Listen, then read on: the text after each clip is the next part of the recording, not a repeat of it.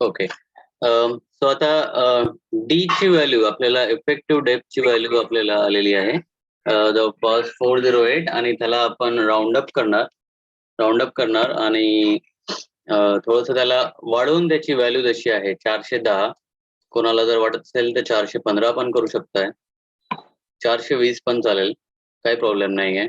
तर 410 mm आपण ही व्हॅल्यू घेऊन ही value as a effective depth म्हटलेलं आहे. आणि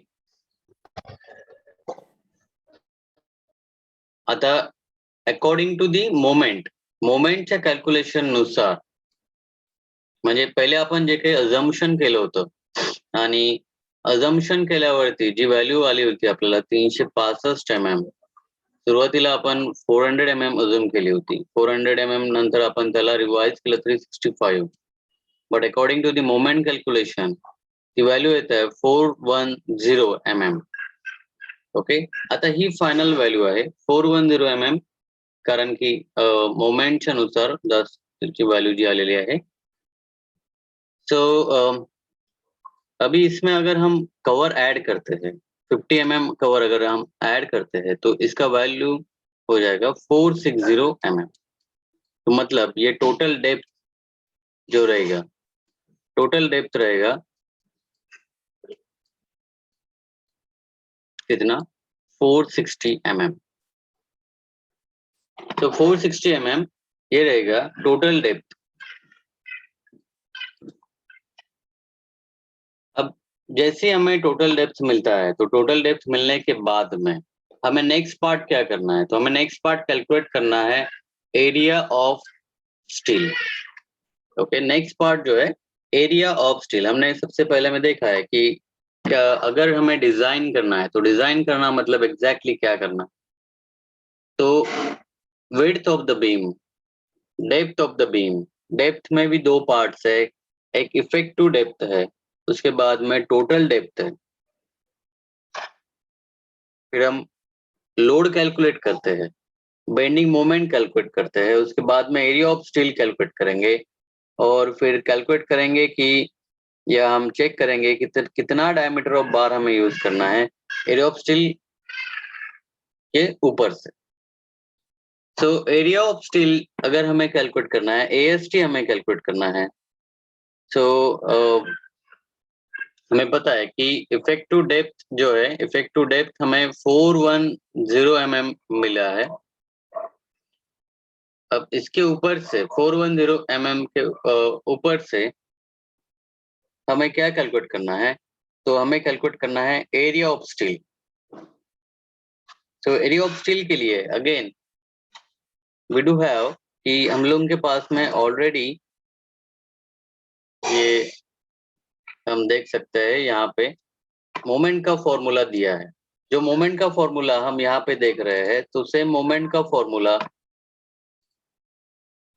सेम ये जो हमने यहाँ पे इक्वेशन देखा था, इसके ऊपर में एक इक्वेशन है, mu equals to 0.87 FYST D into 1 minus AST into FY divided by BD into FCK। तो टर्मिनोलॉजी वही है, mu हमने ऑलरेडी कैलकुलेट किया है, FY हमें पता है, FY is the characteristic strength of the steel, concrete का FCK, स्टील का FY, और उसके बाद में AST मतलब जो हमें कैलकुलेट करना है, ये हमें कैलकुलेट करना है AST।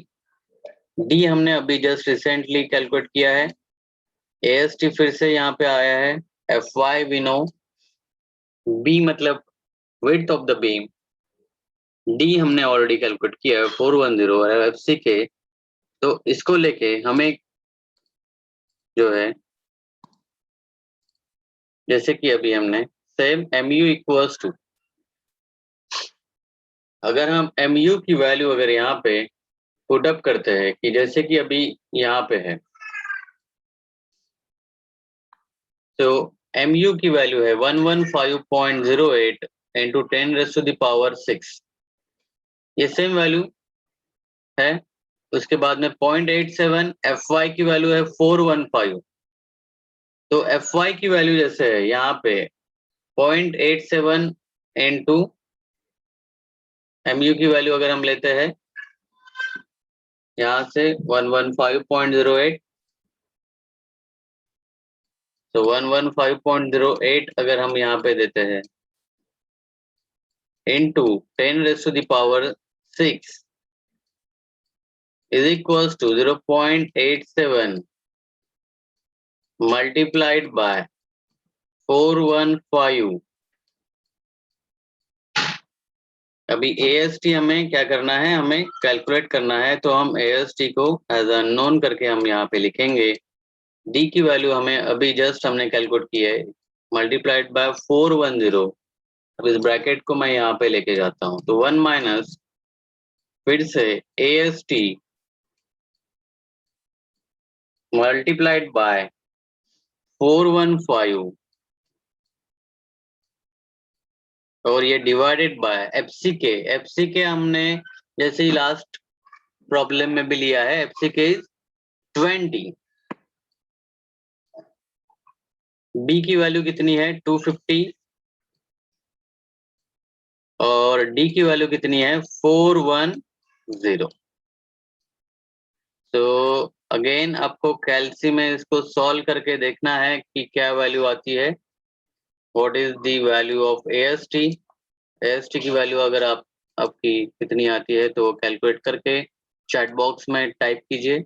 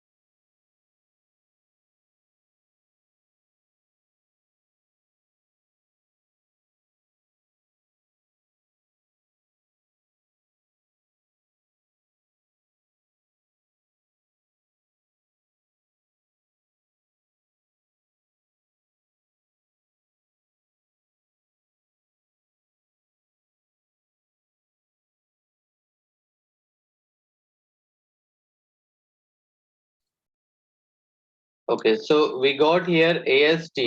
AST ची जी व्हॅल्यू आपल्याला मिळालेली आहे तर दॅट इज अराउंड 966.51. ठीक आहे. AST and MM square. Chaitali, Nayan, त्याच्यानंतर देवयानी, ऋषिकेश आणि अंजली या लोकांची जी व्हॅल्यू त्यांनी टाईप केलेली आहे 966.51. ओके, तर ऑलमोस्ट सेम व्हॅल्यू आपल्याला आलेली आहे सगळ्यांच्या. आणि या प्रकारे एरिया ऑफ स्टीलची जी व्हॅल्यू आहे तर एरिया ऑफ स्टीलची व्हॅल्यू 966.51 mm स्क्वेअर मध्ये ही व्हॅल्यू फायनल. म्हणजे हा एवढा आपल्याला स्टीलचा जो एरिया आहे तो स्टीलचा एरिया म्हणजे जर कॉन्क्रीट रेक्टँग्युलर कॉन्क्रीट किंवा रेक्टँग्युलर बीम जे आहे त्या रेक्टँग्युलर बीम मध्ये या रेन्फोर्समेंट आपल्याला इथे जे बॉटम पार्ट मध्ये AST हा मोस्टली जो आपण सिंगली रेन्फोर्स बीम पाहतोय, सिंगली रेन्फोर्स बीम मध्ये काय असतं की बॉटम पार्ट मध्ये किंवा जिथे टेन्शन झोन आहे, हा जो पार्ट आहे बॉटम पार्ट मध्ये इथे टेन्शन झोन आहे, वरच्या पार्ट मध्ये कॉम्प्रेशन झोन. तर या पार्ट मध्ये आपण मोस्टली स्टील प्रोव्हाइड करतो. सो इथे किती एरिया आपण प्रोव्हाइड करायला पाहिजे मिनिमम, तर तो आहे 966.51.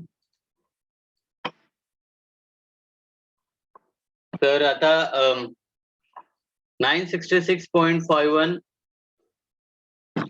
ह्या एवढ्या एरियासाठी किती पर्सेंटेज ऑफ स्टील आपल्याला लागतंय. ठीक आहे, पर्सेंटेज ऑफ स्टील जर आपल्याला कॅल्क्युलेट करायचं झालं की किती पर्सेंटेज ऑफ स्टील जो कोणता आपण एरिया यूज करतोय, तर ते पर्सेंटेज कसं कॅल्क्युलेट करायचं. तर पर्सेंटेज कॅल्क्युलेट करण्यासाठी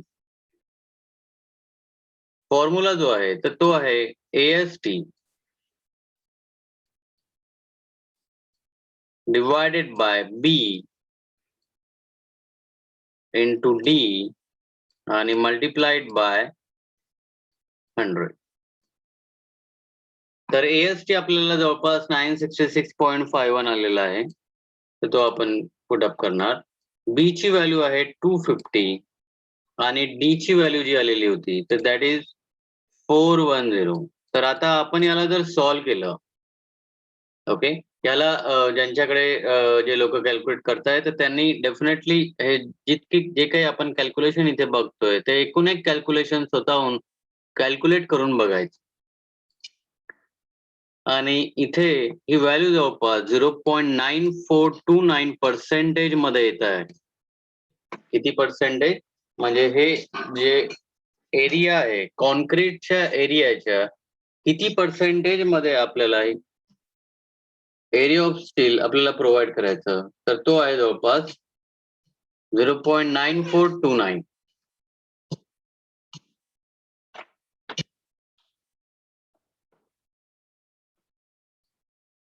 So 0.9429. तर या प्रकारे हे रेन्फोर्समेंटचा एरिया मिळालेला आहे.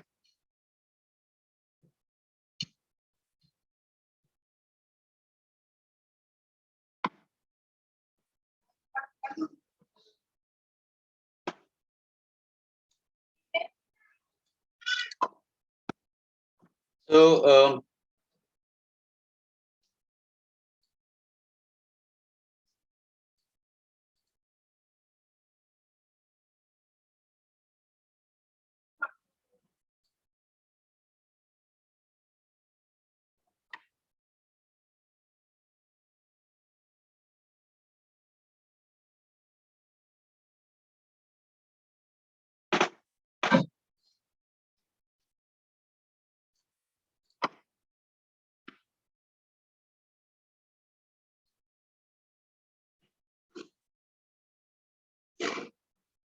आता याच्या आधी आपण जसं बघितलं होतं की पर्सेंटेज ऑफ स्टील आपण पाहिलेलं आहे याच्या आधी की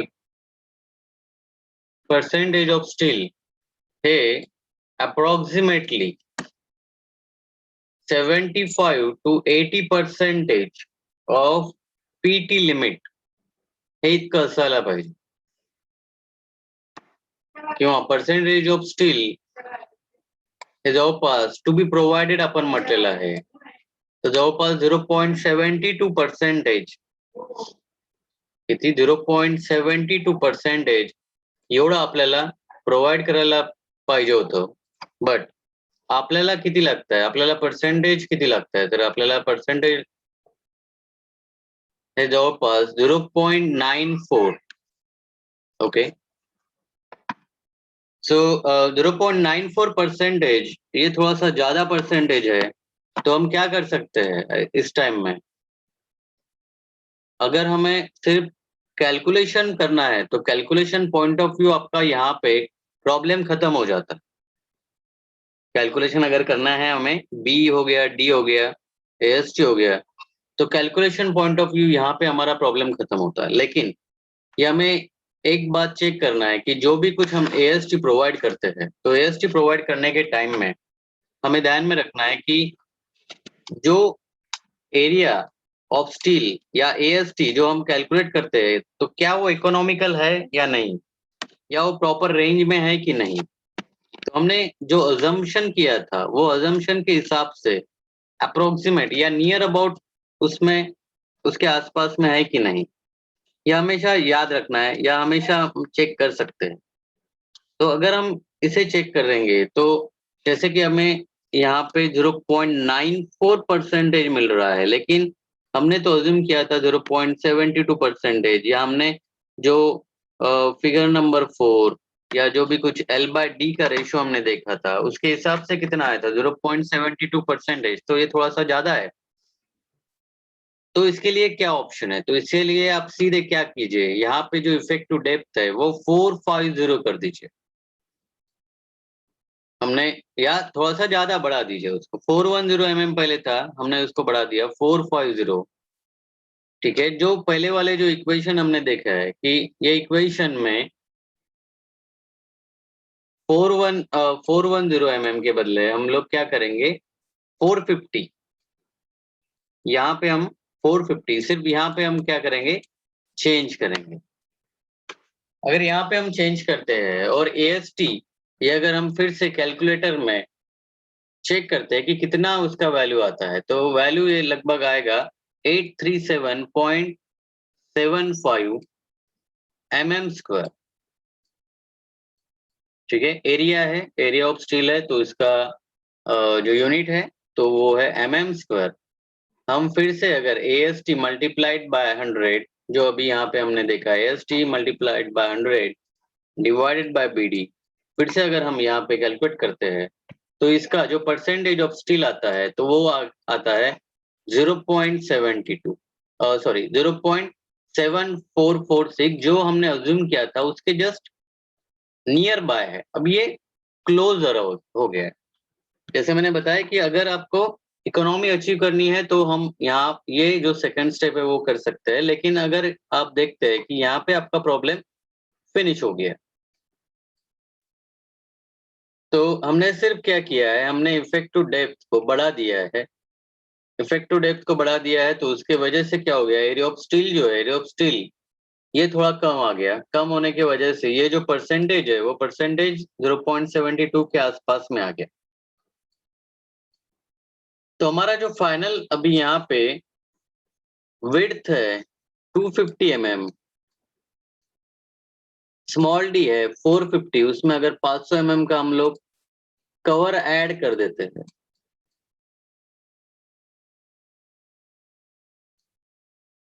500 mm कवर हम अगर इसे ऐड कर देते हैं तो हमें टोटल डेप्थ कितना आएगा 500 mm और AST ये हो गया है 837.75 mm²। तो ऐसा जरूरी नहीं है कि अभी जैसे हमने लास्ट 2 स्टेप जैसे ऐड किया है, तो लास्ट 2 स्टेप हम ऐड करके ही आप कर सकते हैं, not necessary.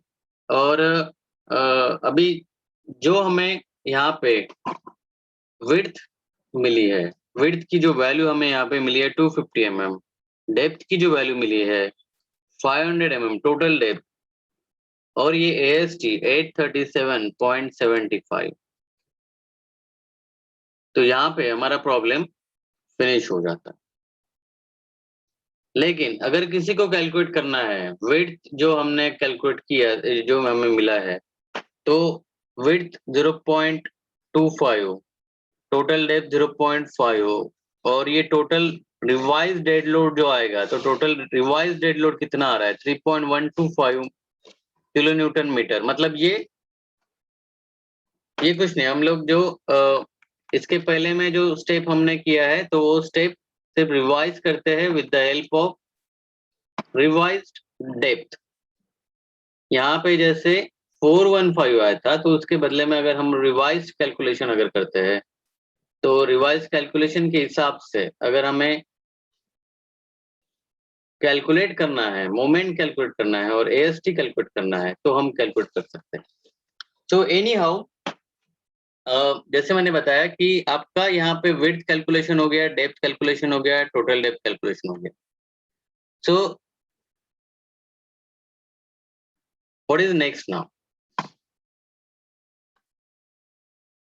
So next is कितने डायमीटर का बार हमें अभी यहाँ पे प्रोवाइड करना है, राइट? डायमीटर ऑफ बार कितना होना चाहिए? तो हमें कितना AST चाहिए? AST इज अराउंड, जो हमने देखा है, लगभग 850, और इसके हिसाब से रिवाइज वाला है 895। मतलब हम लोग राउंड फिगर में जाते हैं, तो 900 mm² का अगर हमें AST प्रोवाइड करना है, तो AST तो ऐसा नहीं है कि मार्केट में जाओ और बोलो कि हमें 900 mm² का AST दो या बार दो, ऐसा तो नहीं चलेगा। ये तो अभी आपको डिसाइड करना है कितने का डायमीटर ये जो बार वहां पे मार्केट में अवेलेबल है। तो स्टार्टिंग विथ 12 mm, 16 है, 20 है, ओके, 22 है, 25 है। तो यहाँ पे आपको कितना डायमीटर ऑफ बार प्रोवाइड करना है?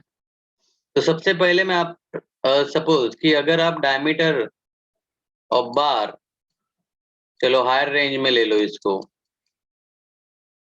हायर रेंज में अगर लेते हैं तो 20 लीजिए इसको। सपोज 20 mm डायमीटर का बार अगर आप प्रोवाइड कर रहे हैं, so what is the area of one bar? Area of one bar will be pi by 4 into 20²। कितना आता है ये बताइए मुझे चैट बॉक्स में।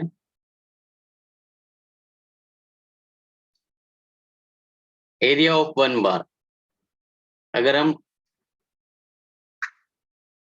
20 पाई बाय 4 इंटू 20² है ये, ओके। हमें पता है सर्कल का एरिया कितना है, pi by 4 into,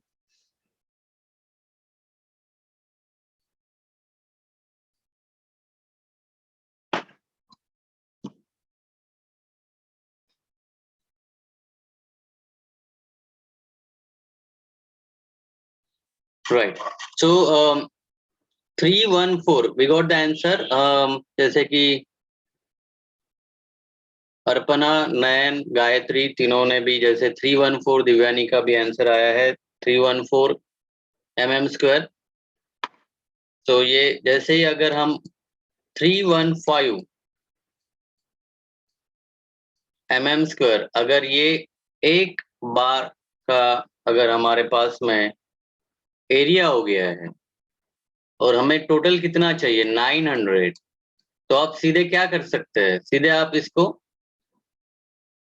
3 bar 20 mm diameter के प्रोवाइड कर दीजिए। Very safest. तो ये कितना हो जाता है 315 मल्टीप्लाइड बाय एरिया कितना हो गया 315 मल्टीप्लाइड बाय 3 बार से अगर आप प्रोवाइड कर रहे हैं तो कितना हो रहा है ये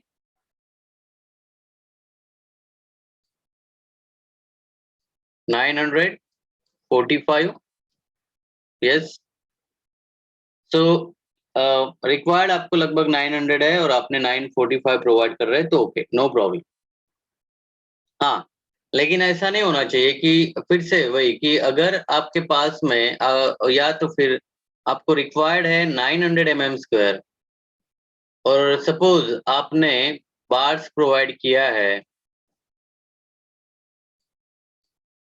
सपोज 3 मल्टीप्लाइड बाय 16 mm का बताओ पाई बाय 4 इंटू 16² कितना आता है बताओ, चैट बॉक्स में टाइप कीजिए।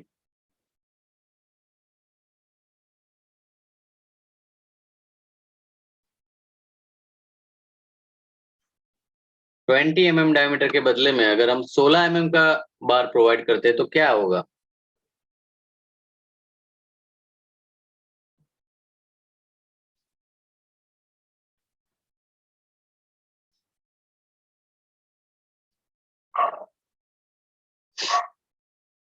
Yes. So we got the answer 603.18 mm²। ठीक है। नयन, अर्पणा, गायत्री, दिव्यानी, अनिकेत, अंजली, ओके। सगळ्यांचा आन्सर जवळपास सारखा येत आहे 603 mm² अराउंड। तो सपोज जर समजा तुम्ही अराउंड से 600 mm² आपण म्हणत असेल तर याच्यापेक्षा कमी झालेलं आहे। इंस्टेड ऑफ 3 मेक इट 4 कितना आएगा ये?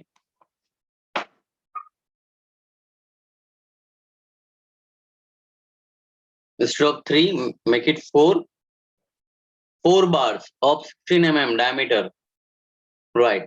We are getting answer, हमें आंसर मिल रहा है जो 804 mm², right?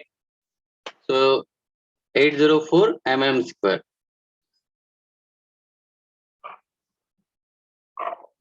So 804 mm² is the answer। अभी फिर भी लेकिन हमारे पास में 900 mm² मतलब अगर हम इसे 4 बार भी प्रोवाइड करते हैं तो ये आता है सिर्फ 804 और ये लेस देन 900 mm² है तो ये नहीं चलेगा, राइट? ये नहीं चलेगा। थोड़ा बहुत ये 900 है तो 900 से ऊपर में ही होना चाहिए, ये ध्यान में रखना कभी। सो कौन सा डायमीटर ऑफ बार आप प्रोवाइड कर रहे हैं इसके ऊपर में काफी चीजें डिपेंड करती है। तो यहाँ पे जैसे देखा है कि यहाँ पे जो बार्स प्रोवाइड किया है तो ये कुछ 20 mm के बार्स है, 2 बार्स है और उसको मैचअप करने के लिए जस्ट टू 14 mm, लेकिन 14 mm यहाँ पे अवेलेबल नहीं रहते हैं वैसे। तो अगर हमें आफ्टर एट द लास्ट देखना है कि कितना कैसा इसका क्रॉस सेक्शन रहेगा तो ये क्रॉस सेक्शन कैसा रहेगा, width, effective depth, total depth तो हमें पता है। अब ये एएसटी जो हमने कैलकुलेट ये जो दिया है तो एएसटी में आप डायरेक्टली यहाँ पे सपोज अभी यहाँ पे हमने 3 बार्स प्रोवाइड किए 16 mm के, मतलब हम जो प्रोवाइड कर रहे हैं 20 mm डायमीटर बार, 20 mm डायमीटर बार हम प्रोवाइड कर रहे हैं। तो यहाँ पे एक निकाल लीजिए और यहाँ पे जो बचेगा 1 2 एंड 3 ये हो गया हमारा एएसटी। मतलब हमने इसके बदले हमने ये बार्स यहाँ पे प्रोवाइड किया है और इसका एरिया जो आ रहा है दैट इज 945 mm²। उसके बाद में अभी ये देख लीजिए नॉमिनल कवर, नॉमिनल कवर मतलब अगर आप डायमीटर ऑफ बार अगर आप नहीं कंसिडर करते हैं तो वो हो गया नॉमिनल कवर। लेकिन चलो यहाँ पे डायमीटर ऑफ बार मतलब किसका, ये जो स्टिरप्स है, ये जो है ये है स्टिरप्स, ठीक है। तो और ये हो गया होल्डर बार्स। होल्डर बार्स मतलब हमने भले ही यहाँ पे सिर्फ टेंशन जोन में एएसटी प्रोवाइड किया है, लेकिन यहाँ पे होल्डर बार्स में आप कम से कम ये एक लेफ्ट कॉर्नर में और एक राइट कॉर्नर में 2 बार्स आप प्रोवाइड करेंगे ऊपर में, और मिनिमम होना चाहिए 12 का। तो 2 बार्स 12 के होने चाहिए यहाँ पे, राइट। 12 के 2 बार्स यहाँ पे मिनिमम।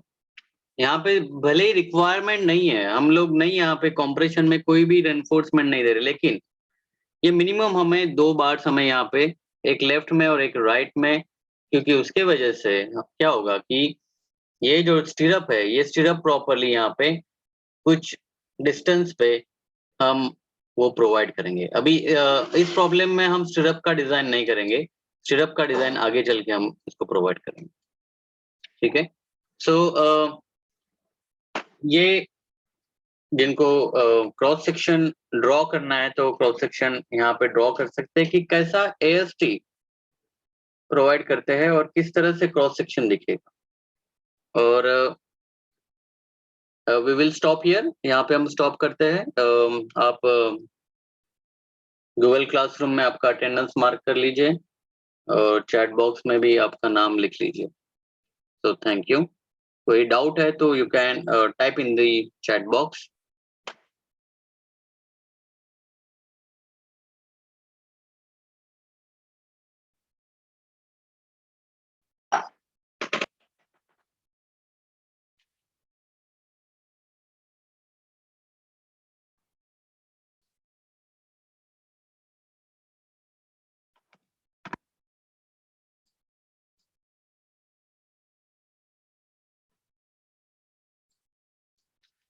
गूगल क्लासरूम में आपको ध्यान में रखना है कि गूगल क्लासरूम में वहाँ पे ऑलरेडी एक लिंक रहेगी। सेम लिंक आपको वो एज हर दिन या जब भी हम क्लास लेंगे तो उस टाइम में आपको बस वो वहाँ पे जाना है और आपका क्लासरूम की अटेंडेंस आपकी मार्क करनी है। उसको सिर्फ मैं सिर्फ उसका डेट चेंज करता हूँ वहाँ पे, और वो उसको अपडेट करता हूँ। वो नया लिंक कुछ भी नहीं रहता गूगल क्लासरूम में, तो सेम लिंक है उसमें, डेट चेंज होती है, बस आपको रोज उसमें वहाँ पे या जब भी लेक्चर रहेगा वहाँ पे आपको मार्क करना है।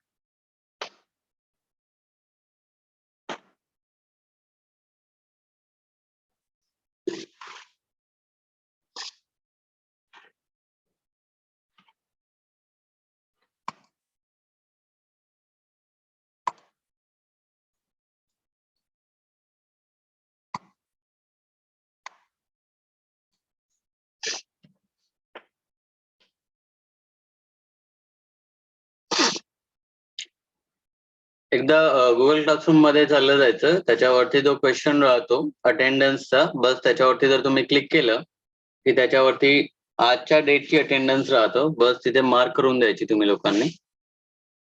आणि ज्यांचं कोणाचं असाइनमेंट असेल तर ते असाइनमेंट सुद्धा त्याच्यामध्ये तुमचे काही फोटोग्राफ्स वगैरे असतील तर ते तुम्ही सबमिट करा। असाइनमेंट आणि अटेंडन्स या दोन्ही गोष्टी बघायच्या। सर सर ते असाइनमेंट मध्ये सर कशाचे मार्क आहे सर तिथे प्रेझेंट म्हणून। ओके, एक मिनिट। हा चैताली, पुन्हा सांगा काय म्हणायचंय? सर तिथे ऑलरेडी प्रेझेंट म्हणून मार्क केलंय sir.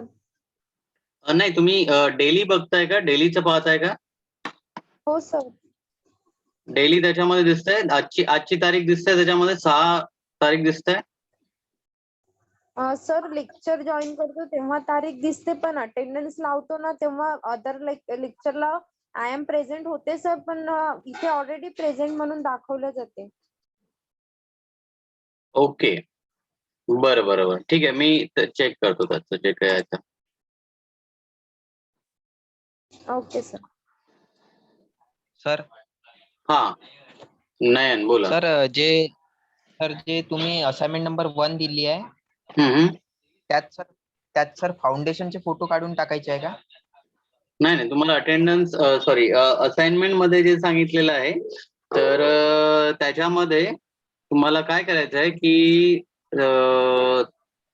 Cantilever beam, continuous beam आणि सिम्पली सपोर्टेड बीम एखाद्या कोणत्या पण कन्स्ट्रक्शन साईटवर जिथे पण कुठे जवळपासची कन्स्ट्रक्शन साईट चालू असेल तर तिथे जायचं हा आणि तिथे कोणता कॅन्टिलिव्हर बीम आहे, सिम्पली सपोर्टेड कोणता आहे आणि कंटिन्युअस कोणता आहे, याचे 3 याचे फोटोग्राफ तुम्हाला त्याच्यामध्ये पेस्ट करायचे.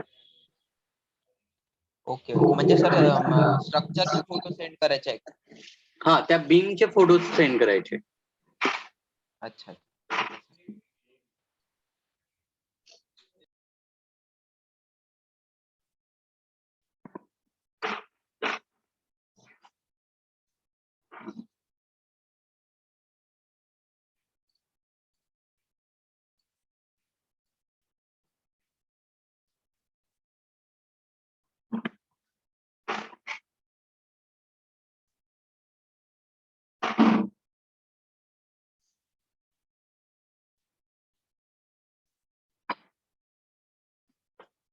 ओके, तर इथे आपण क्लास एंड करतोय. नेक्स्ट लेक्चर मध्ये आपण डबली रेनफोर्स बीम कसा डिझाईन करायचा ते बघणार आहे. ठीक आहे, तर तुम्ही मार्क केला असेल इकडे, तर तुम्ही लिव्ह करू शकता मीटिंग.